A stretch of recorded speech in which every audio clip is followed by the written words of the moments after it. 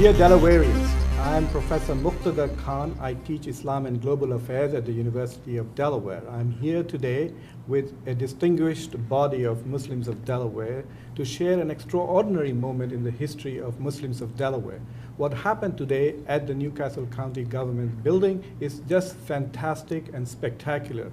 The county executive, Tom Gordon, has issued a proclamation recognizing the two Islamic holidays, Eid al-Adha and Eid al-Fitr, as part of the tradition of culture and religious practices of our county.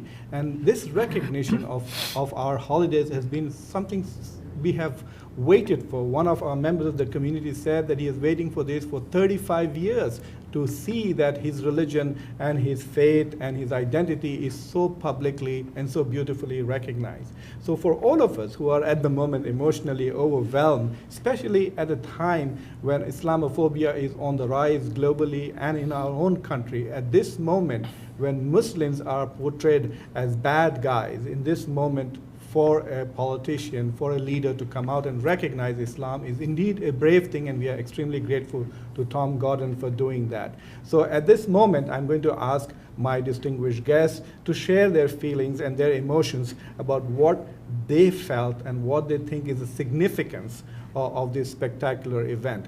I will first go to Dr. Salim Khan, who is a very distinguished psychiatrist who's been practicing in our state for a long time and is one of the pillars of the Muslim community in Delaware. Dr. Salim Khan, isn't this absolutely fantastic? Oh, there is no question. It is more than what I was even expecting as far as the number of people who came.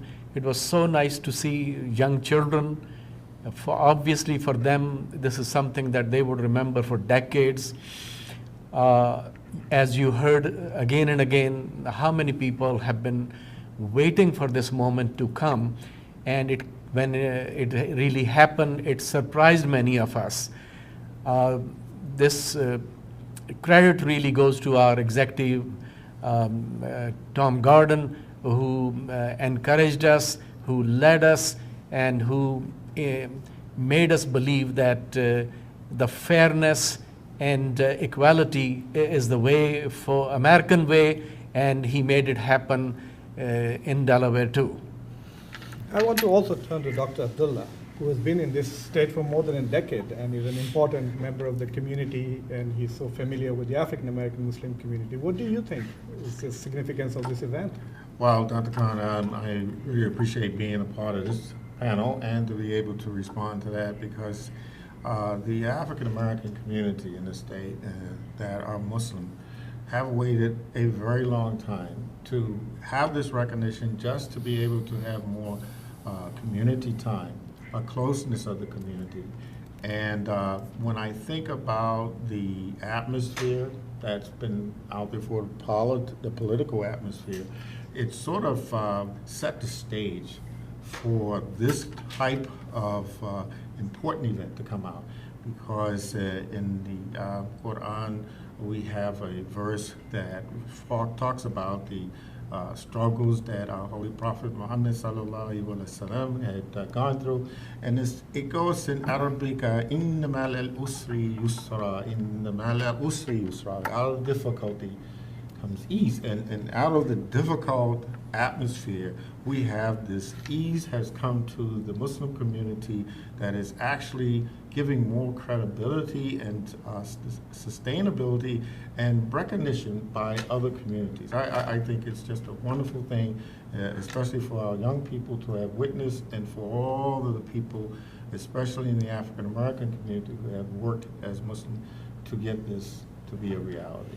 Yeah, sometimes immigrant Muslims tend to measure time since their own immigration, yes. and when I just realized that it's quite possible that African American Muslims in Delaware must have waited for this for probably many more decades, than 35 years that some of us have. The first movement toward this was back in the 80s. That's true. And so that's a good little, that's nearly 30 years. It's, I met an African American imam who was in the audience who told me that in 1980s they had tried and made an effort at trying to get a proclamation of this kind. I want to turn now to Dr. Naveed Bakr, who is an important member of the community. He's like a social entrepreneur, has started many organizations, but he has been privy to the process. He's been privy to the process of this proclamation coming to fruition today. So I would like you to share your feelings and emotions, and you are so close to it. Let's see what you have to say. I'm very curious. So for me, I think more important thing was how people and residents of the state have felt, the Muslim community who has been in this state for years, rather centuries, you know, how they have felt. So as I went along and I told some of these people, I saw tears in people's eyes. I was told that they never thought that this day would come. It is as if, you know, when I came to the US, I trusted America with my talents, with my energies, and my knowledge. I left everything behind and I came here. But the question was, will America trust me? So today I felt that America trusted me, and that is the sentiment across the board. I mean, that statement of Dr. Bakr actually captures the depth of emotional response that Muslims are getting. For those of us in Delaware who are watching this and are perhaps having trouble understanding how emotional it is, let me tell you that for many decades in Germany, for example, Islam was never recognized as a religion. But yet they had mosques. So I asked them, how did you do it? They said, well, we finally gave up and registered as a labor union. And all the mosques that you saw in Germany were community centers officially. So it was, I mean, it was horrifying to me to think that Muslims were not even recognized as believers. And that is something so profound. If you see the pictures and maybe even the video of the actual ceremony, one of the things that will be striking to you is which also defines the Muslim community of Delaware, is its diversity. You will see imams who are from traditional Muslim societies. You will see imams who are from the African American community. You had members of the faith. I counted from at least 8 countries were represented just today in this small but representative gathering. But what was also interesting is that you saw the friends of the Muslim community. So you had Rabbi Michael Beale speaking for us. You had Reverend Greg Jones speaking to us. So it tells you that the Muslim community of Delaware is diverse, and it is already well established because it has friends and connections into other communities. It has friends now in the government. It has reached. So in that sense, the event is also a kind of a crowning glory for the growth and development of Delawarean Muslims. So what I want to do in the next few minutes is to reflect on the path to this moment, of our community. Who are the Muslims of Delaware? Where are they from? What have been the major milestones in their history? So I want to turn to Dr. Abdullah first and talk to him about African American Muslims and those who were Muslims in Delaware for a long time. I believe it's essential that people in the state of Delaware should recognize the fact that the Muslims that have come in large numbers from the immigrant community are not the first wave of Muslims to be in the state of Delaware. In fact, Muslims have been in the state of Delaware since the first recorded history in the 18th century, when we were talking about the Moorish Americans, and they came over as a result of America's contractual relationship with Morocco and a trade agreement, and it was known as the Barbary States, and many of the Moorish sailors came over to the Delaware shores.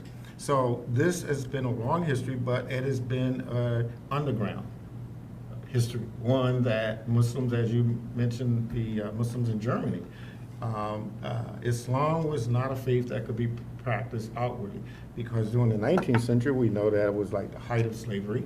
And if you were a slave brought over and you spoke Arabic, you were punished. If you claimed to the faith of Al-Islam, you were punished, or maybe even worse. So it was not something they wanted to just stamp out any kind of acceptance or practice of Islam. So for many, many decades, there was no practice of Islam, no recognition of Islam, until there was a movement of black nationalism that really didn't pretty much generate itself until the 1910. 1913 was the first time any organized effort of getting just African Americans together in any kind of cohesive manner was really set here in Delaware. Well, actually started outside Delaware, but this was a national movement, and there were chapters that came. And I'm talking back to Moorish Science Temple of America.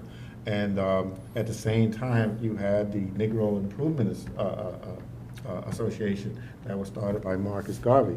And Noble Drew Ali was the one who started the Moorish Science Temple of America. But these were like the base that was used to empower and give the strength and integrity to an African American community that felt totally disenfranchised, totally disavowed almost from American society, to give them that strength to come together as a society. So when one member from the Moorish Science Temple branched out on his own, his name was Muhammad. At the time he came, he started what was then known as just the Nation of Islam.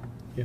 And he taught Elijah Muhammad, who went on to become the leader of this Nation of Islam. And during just one random interview, the interviewer asked about the Nation of Islam, and he said they were Muslim, and he said, so you're the black Muslims. And for some reason that stuck. We became known as the black Muslim, but that was not until the 1950s. So the first organized movement of any kind of Muslim outside of the Moorish Science Temple that really weren't like Muslims. I could go into that, but there's a lot of history behind it to go into. But is it true that when Muslims in Delaware wanted to change their name to Muslim names, they actually had to go to court? Well, that's the process. Whenever you want to change your name legally, you have to go to court. But they had lots of challenges to do. Yes, well, the challenges, I started in the Faith of Al-Islam and the Nation of Islam in Boston and moved to Maryland, and I had to go to the court in Maryland as well. But what we tried to do in a lot of the communities was get a group Together. name change. So it was like a whole, like hundreds of people were changing their name all at once. Yeah. So it was like a ceremonial, it was a spectacular. ceremony, yes. So it was much easier. But that's what we had to go through. When academics and historians write the story of history of Islam in America, they like to use this wave theory. They say there are practically 3 waves of massive immigration of Muslims to America. The first wave was as part of slavery. Some people estimate that more than 20% of all the slaves that were brought to America may have been Muslims. We have historical evidence, we have written testimonies, we have books, diaries, we have markings on trees, etc. in Arabic that date the presence of Islam to long before the United States. The second wave of migration of Muslims was more like a trickle effect, where a lot of Christian Arabs who came to America in the 1900s. But every Christian family that came to America had a Muslim in it, a brother-in-law, son-in-law, or daughter-in-law, or something like that. So a lot of Muslims came with the Christian migration. And of course, then the third wave, which is the biggest, is after the Civil Rights Movement and immigration reform in 1965. So after 1965, we saw this huge wave of Muslims coming to America to such an extent that right now you could argue that American Muslims are sort of 3 communities. 1/3 of it is African American Muslims, 1/3 of it are South Asians, and 1/3 of it are Arab Muslims. So Dr. Salim Khan has probably been here since the 1960s, and I would love to hear about the experience of what are now referred to as immigrant Muslims or Muslims from the traditional Muslim country who came after 1960s. Yeah, my family is certainly from that third wave that you described.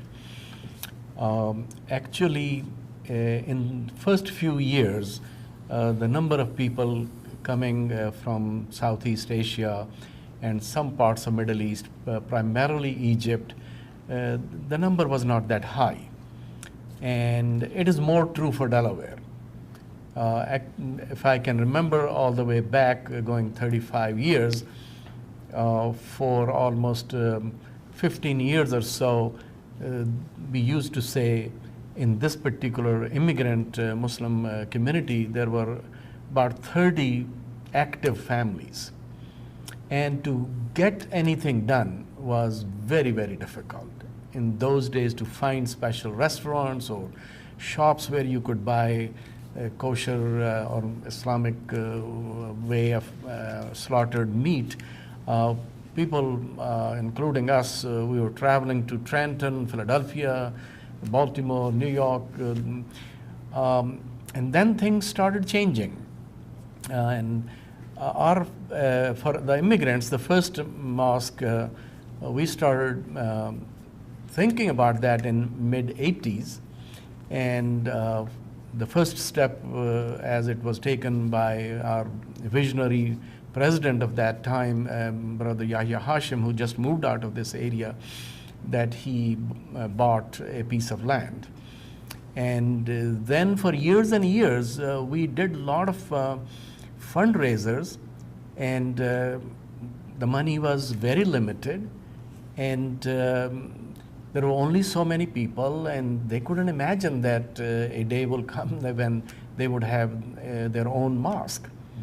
And if I remember, one day my wife said, "You can't have a building, a mosque, unless you show something.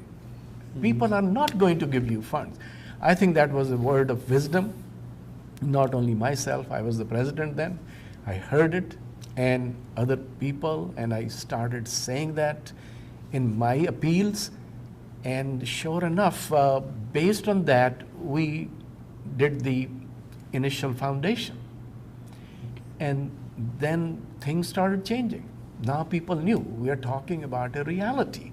It is not just asking people to give money, and the effect of the money coming in doubled, tripled, and quadrupled in a very short period of time. So a dream became a possibility. Yes, and at that time, I remember we had $80,000, and the foundation was there, and architect said that you need $325,000, and we thought it's impossible. But with the grace of Allah, within less than 1 year, all that money was raised. People's enthusiasm was just worth seeing, and the excitement was everywhere. And myself as a president started saying, this project will be completed when every household, even if they're not very involved, they are talking about this project. And that happened. Every dinner, any social get-together. And that time, we used to pray in University of Delaware. We used to have our Eid prayers there, and we were asking, begging, like Goldie Beacom College, even Cheney State in Pennsylvania, where we can take our children just for Sunday school. And then, alhamdulillah, things started changing. I still remember that people did not care that we did not have 100% approval from the county, this Newcastle County. And there were some wires hanging, and they said, "No, we want to pray Friday prayer." And then the issue was that the very first Friday prayer, we were short of parking. Oh my God, the parking And is now still a I problem. can, having seen the last 15, 20 years, I can comfortably say that because of those developments, this mosque and other mosques, which maybe our friend Naveed can say more about it, people from all around the country started coming to this state, and the way the number of Muslims increased in Delaware in the last 10, 15 years is amazing. From those 30 active families, now we have 1,500 to 2,000. And as you all know, that sometimes when we have our Eid in Chase Center, they count 6,000 to 7,000 individuals. Yeah, one of the things, when you study history is that you look for continuity, and one of the continuities in Muslim history in America is that we still struggle in many places for parking.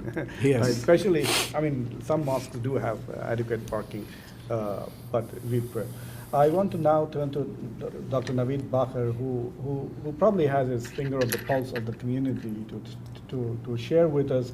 What is the state of Muslims of Delaware? How many mosques? What kind of institutions? What are the trends in the community? Where do you see the community going from here? So for a very long time, Masjid al-Kawthar was the only masjid started in the 50s. The African American. The African American community primarily. But of course, there are other people who are not African Americans who live in the vicinity. They also use that mosque. And then in the 70s, 80s, one immigrant mosque started in Newark. However, more recently, the dynamics have changed.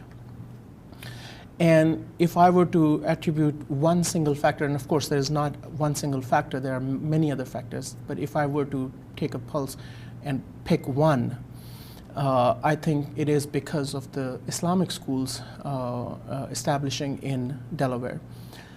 Even though there has been history of Islamic schools, off and on efforts going on by some community members, motivated community members, they were not consistent. Every few years, a school will start, Islamic school will start, and then it'll shut down.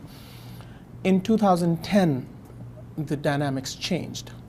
A school with the name Tarbiyah School started, and shortly after that there was another Islamic school started, and that started attracting a lot of people to the community. I see a number of people who tell me that they have moved simply because of Islamic schools. I hear from people who tell me that they were about to move out and they have decided not to move because of the Islamic school. That's one factor. Another important factor is the establishment of new mosques. Right now, according to the latest count that Delaware Council on Global and Muslim Affairs has done, we have about 12 mosques in the state of Delaware, 8 of those in Newcastle County alone. And right here, within 4 miles radius of the studio, we have 4 mosques that have been, 3 of them have been established within the last 4 or 5 years. So, and if you go to any of these mosques on a Friday, you'll see that every single mosque is full to its capacity. Most masajids have problems with parking. There's not enough parking available, and there are plans to expand the physical infrastructure to support that growth. So, these are the number of mosques, 2 schools. There's also a growth in organizations that are started and run by Muslims on various specific aspects of the community. We have, for example, Zakat Foundation. We have a number of other organizations that specialize in a specific area for the Muslim community and provide different types of services. So that's where we stand. Well, what percentage do you think of the Muslim community's children go to Islamic school? Obviously, there are no official records for this data, so most of this is based upon guesstimates. Yes. In the 2 Islamic schools that I'm talking about, one of the Islamic schools has about 200 students. The other Islamic school has about 140 students. And there is also a history behind it. 6 years ago, when these schools were starting, the general atmosphere and feeling was that there are no more than 60, maybe 70 students who would go to an Islamic school. And guess what?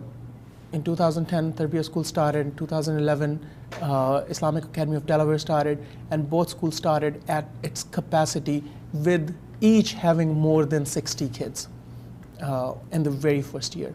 And since then, the numbers have grown steadily. And estimates are that this does not even represent maybe 15–20% of the total Muslim students population. There are a lot more students who still go to public school, charter school, for a number of reasons.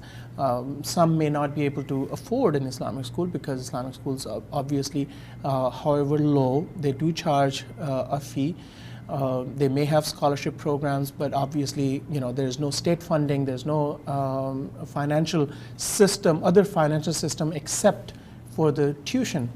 And some cannot afford it. Some may have other reasons not to come to Islamic schools.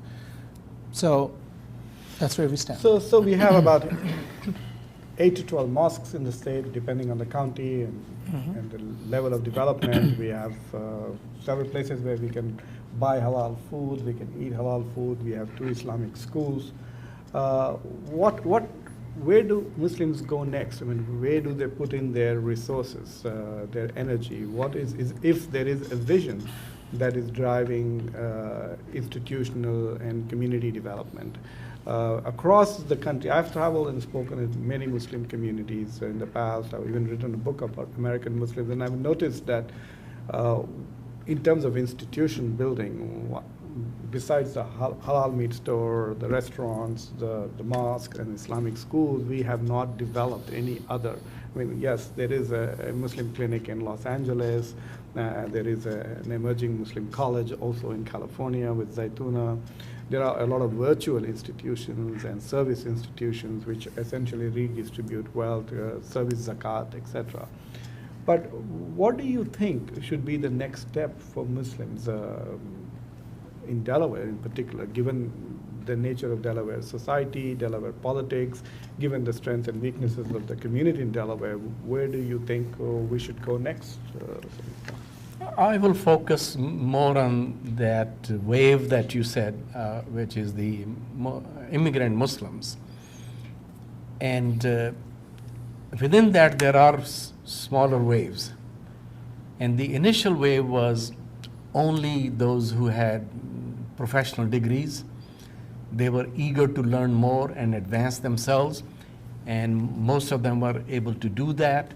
So their ethics was very clear, educationally oriented, hardworking, law-abiding, and those people now, most of them are very well placed, and they have been able to convey their values to their children and have made sure that their children not only get proper education, but also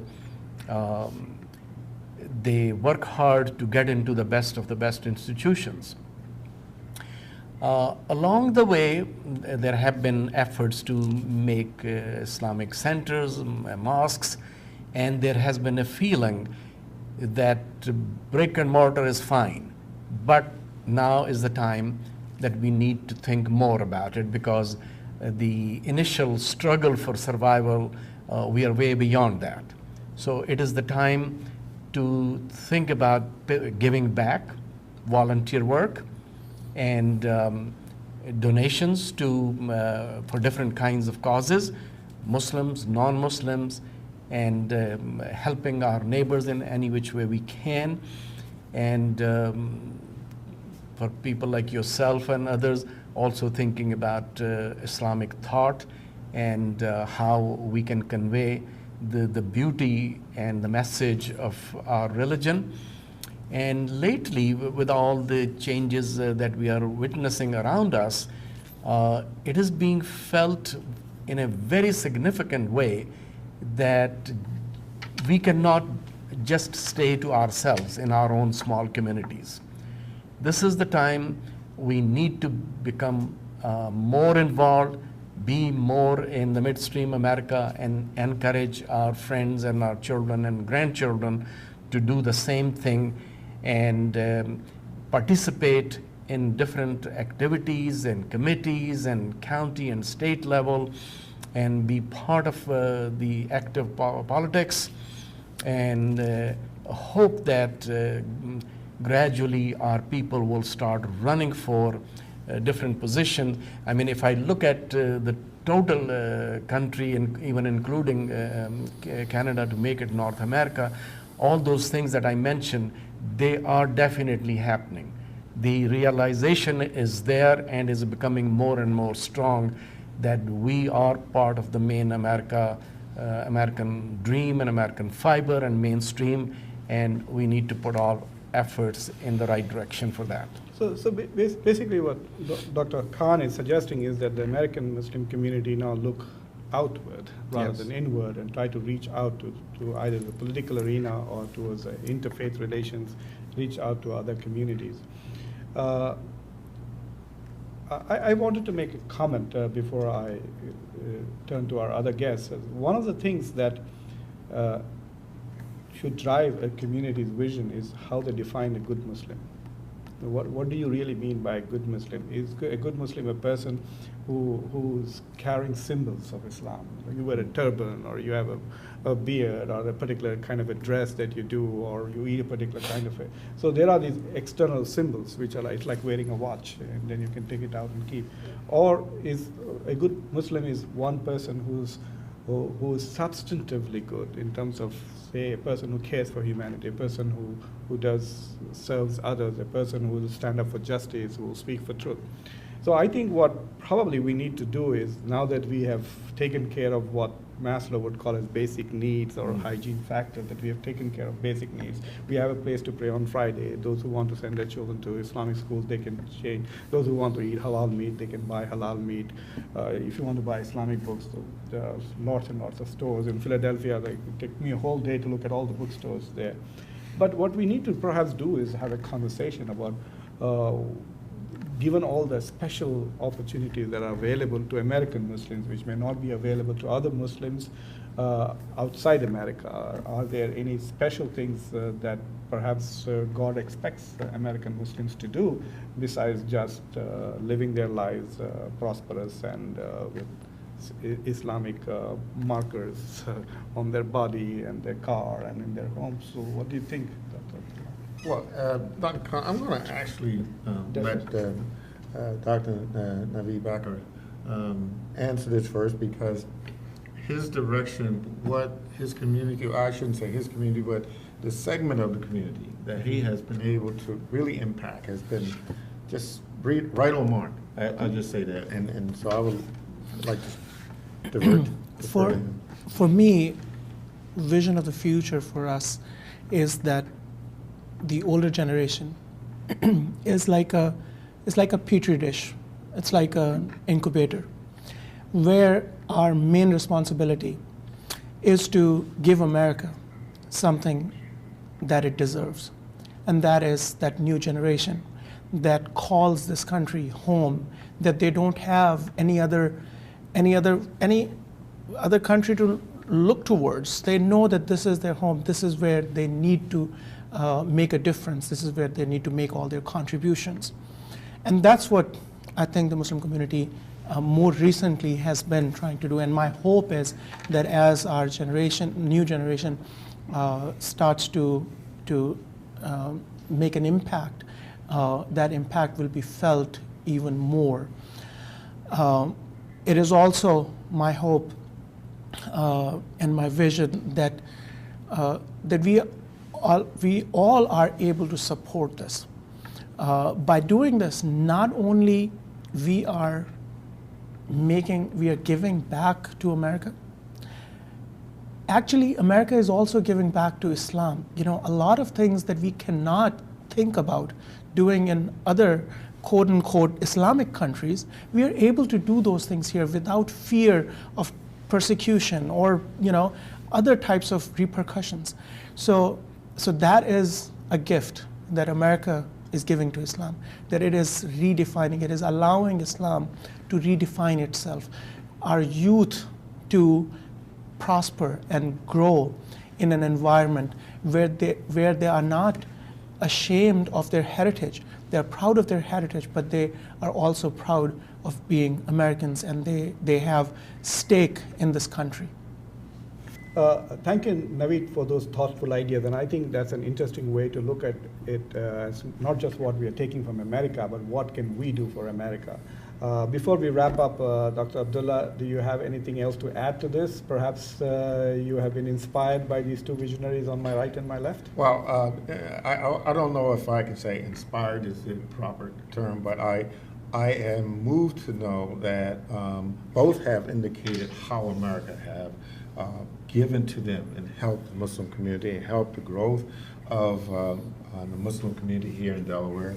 And what I want to add to the whole conversation is to point out the fact that as the Muslim community continue to grow and the benefits that we have received as a community, and especially the African American community that sort of set the foundation for Islam being able to have such a great growth and development in the state, is to point out that now we need to act as the temper for the other Delawareans to whatever frustration, whatever imposition, whatever that they feel is not capable of being achieved. Muslims with greater, I wouldn't say greater knowledge, but greater benefits that have come to them can act as that agent, that sort of escort to shepherd Delaware into a better future, economically, politically, socially, and I think we have seen the benefit because we've come from here to go there, and now we can actually shepherd others. So I think we need to look at what we've been blessed with and sort of use the knowledge and the benefits that we have received to sort of share and to help Delaware to grow more intellectually, socially, and economically sound in a way that the Muslim community knows how it should be done in terms of what our faith has taught us, because of all that we do in our life is all centered around our religion, and we don't separate the politics or the economics or the education from it. It's one complete package, and I think we in a very good position to show this to other Delawareans and not let them feel as though they need to struggle with what this economy or what the political atmosphere is really bringing to them.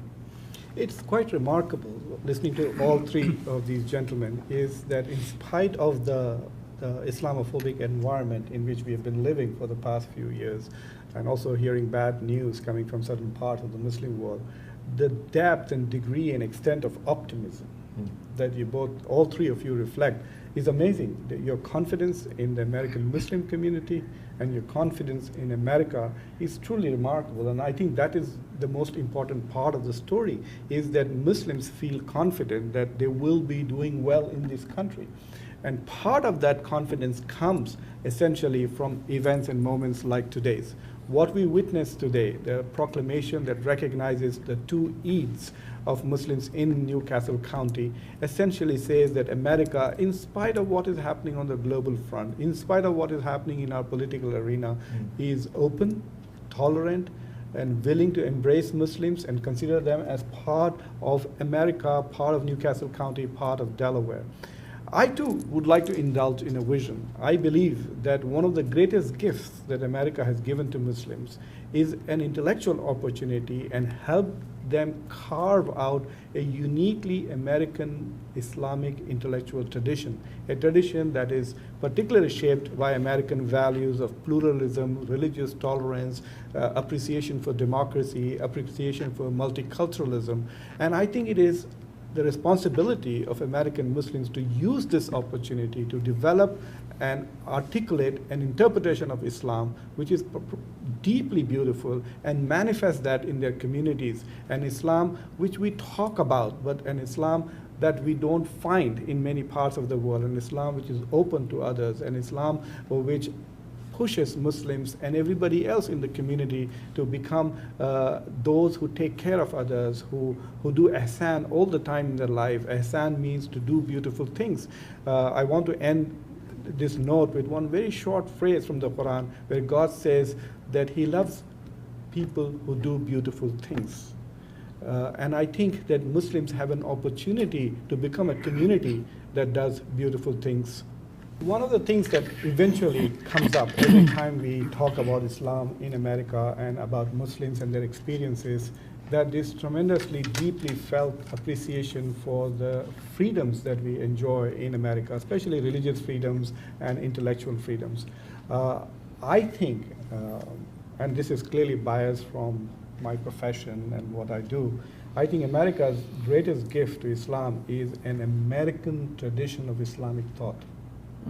And a uniquely American tradition of Islamic thought, which is informed by appreciation for values of pluralism, for democracy, for tolerance, for multiculturalism, and also particularly focused from a rigorous scholarly perspective on Islamic tradition. So when we go to Islamic traditions, we don't go with a sectarian bias or perspective. The people are willing to go to Islamic traditions from an open mind. So I think that's one of the best things that has happened to Muslims.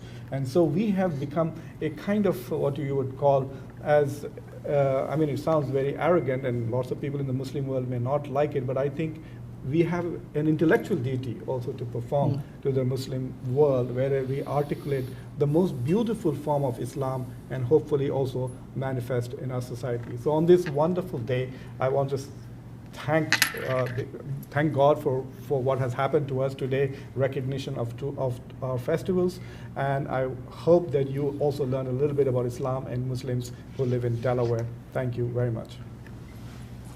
Thomas. Before I introduce the next speaker, who is the most important speaker today, I want to remind you about one of our former presidents, Teddy Roosevelt, who was also a police officer before he became president. But what was interesting was that the Muslims of New York did not ever refer to Teddy Roosevelt as President Roosevelt or Police Chief Roosevelt. They always referred to him as Caliph Harun al-Rashid. And the reason for that was because Teddy Roosevelt used to go out in the night into the neighborhoods of the immigrants of New York, and he used to go and check as to how the immigrants in those communities were doing. He wanted to know whether the newcomers to the city of New York were safe in his city when he was chief of police. So every time I meet with Tom, I remember this analogy of Harun al-Rashid. And Tom has, over the years, been very friendly with the American Muslim community in Delaware. He has visited our masajid. He probably knows every mosque in the county. He has spoken at many of our events. He has even spoken in my class very recently about outreach to Muslim communities. And what he's doing now for the Muslim community is perhaps really something that is an example for the rest of the country. I think all politicians in America who are talking about integrating and assimilating Muslims and making Muslims feel at home, they have to learn from Tom Gordon. Nothing makes us feel at home as much as embracing not just us, but also our faith. So today, Tom Gordon is going to recognize our Eids, and in doing that, I hope he makes all Muslims who live in Delaware feel more Delawarean today. Right. Tom.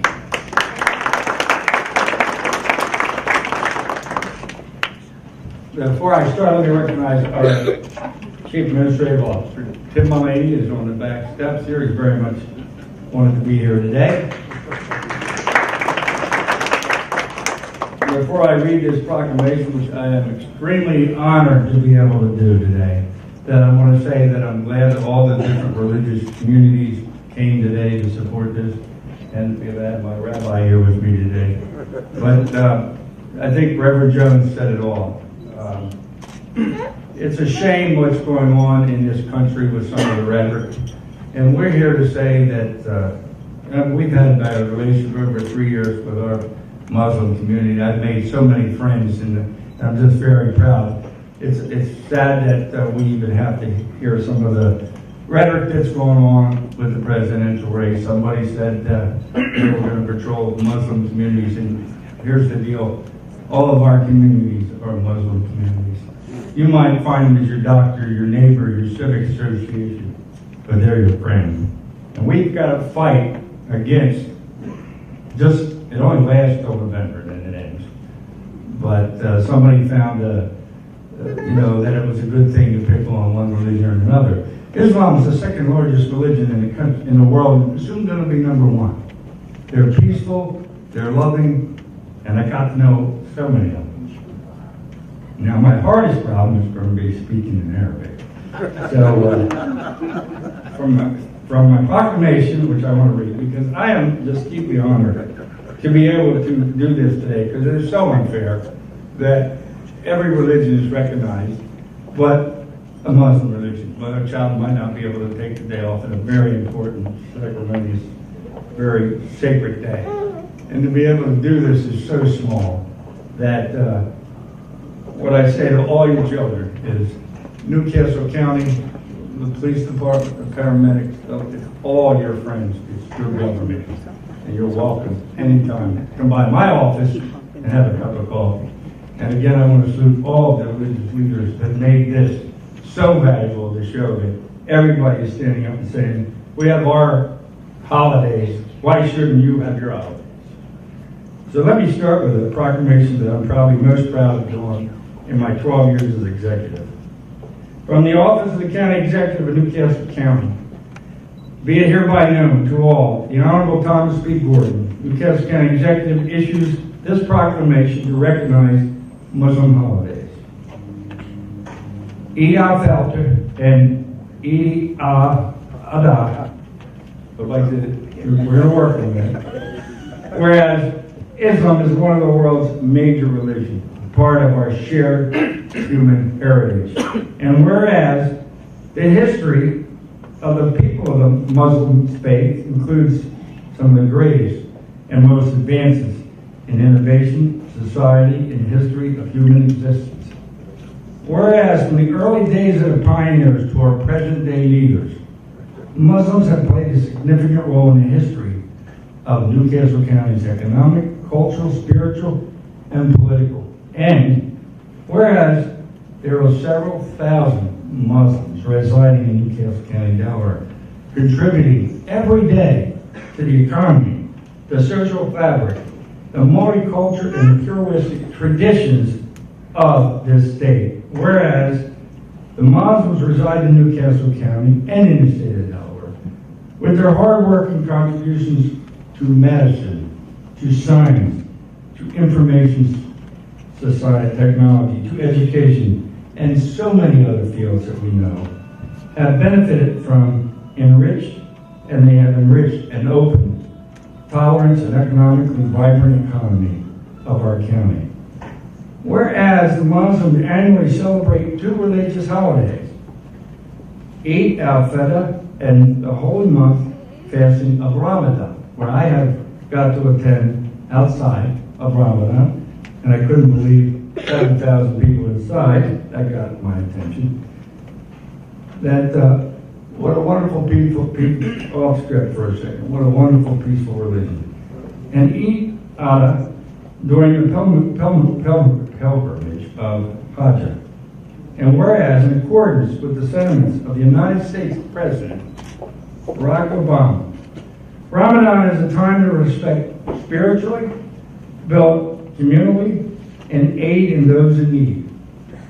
While Eid al-Fitr marks the end of the Ramadan, it marks a new beginning for each individual, a reason to celebrate and to express the gratitude of this holiday. And whereas, during the two Eids, all people are encouraged to reflect on the past successes and challenges of the Muslims and look forward to the future to continue to improve our society so that we live up to the ideas of freedom, equality, and justice. Whereas Newcastle County recognizes the celebration of both Muslim holidays henceforth as part of and partial to the county's religious and to our cultural heritage. And whereas I extend the best regards to the Muslims in Newcastle County, Delaware, and throughout the world who celebrate Eid al-Fitr and Eid al-Adha. And whereas, as these holidays are celebrated, this community must remember the critical importance of the respect that this is to be accorded to all faiths and beliefs, as reflected in the First Amendment of the United States Constitution that prohibits the making of any law respecting an establishment of religion, impeding the free and exercise of religion. Whereas Newcastle County Executive recommends that schools and employers in Newcastle County extend religious accommodation in accordance with existing laws to many Muslim students in our schools and Muslim workers throughout our county. I would include the state of Delaware. Therefore, now I, Thomas P. Gordon, Newcastle County Executive of Newcastle County, by virtue of the authority vested in me, I do hereby recognize et al-Feder and et al-Hala in Newcastle County, Delaware, and be it further resolved that I encourage all Newcastle County residents to join me in celebrating the collective ingenuity, creativity, culture, and traditions of the Muslims and commit ourselves to raise the awareness and appreciation of the two others by participating in events honoring the contributions of Muslims. I call upon officials, educators, librarians, and all the people of Newcastle County to observe the two Eids with appropriate programs, ceremonies, and activities. And I'm signing this today on the 19th day of April, 2016, by order of the County Executive Thomas B. Gordon, and I'm very proud to do it.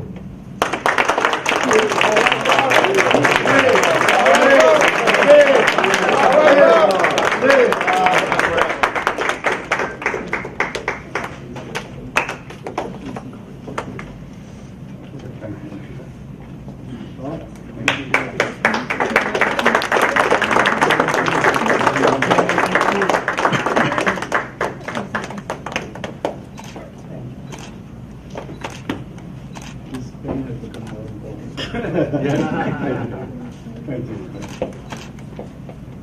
Doctor? Yes.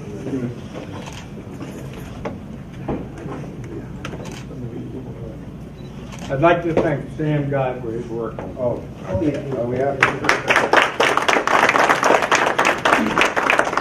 This is truly a historical and emotional moment for all of us, and I cannot describe to you my feeling. I'm very proud American. I'm detained as commentator on BBC because I'm one of the few pro-American people. People have accused me of being pro, but I never thought that I would become more pro-America as I am today. And I think I owe this to Tom. This country has always made us feel, has recognized our individual self-worth, and it is such a proud moment that it has now recognized our collective worth. That is what has happened today. So I'm very grateful to Tom Gordon on behalf of Delaware Council on Global and Muslim Affairs, on behalf of all the Muslims of Delaware and all the Muslims in America. I want to thank Tom Gordon for taking this brave step in this particular environment. If this was happening 4 years ago or 5 years ago, it would not have been that powerful. This is such a powerful moment. It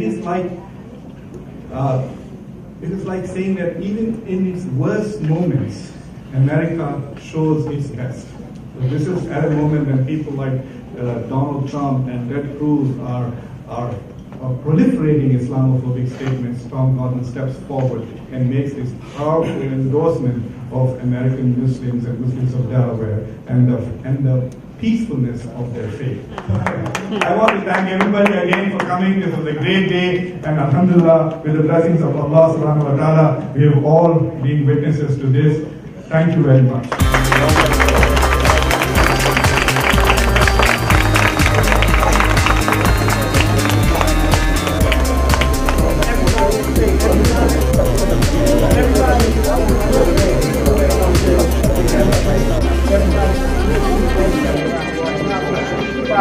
Sorry.